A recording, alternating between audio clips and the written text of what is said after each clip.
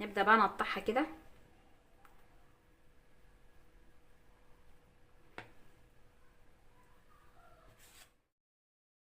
التزيين بقى اختياري، ممكن تحط كده بشر شوكولاتة اهو.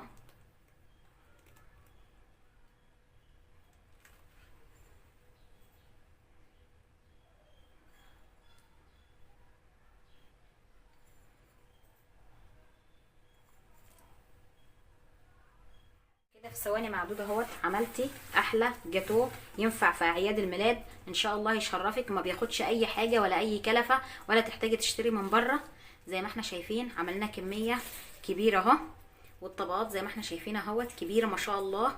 يا ريت لو عجبك فيديو النهارده ما تنسيش تدعمينا بالاشتراك في القناه وتفعيل الجرس عشان يوصلك كل جديد، واللايكات لمزيد من الفيديوهات. نشوفكم في فيديو جديد، والسلام عليكم ورحمه الله وبركاته.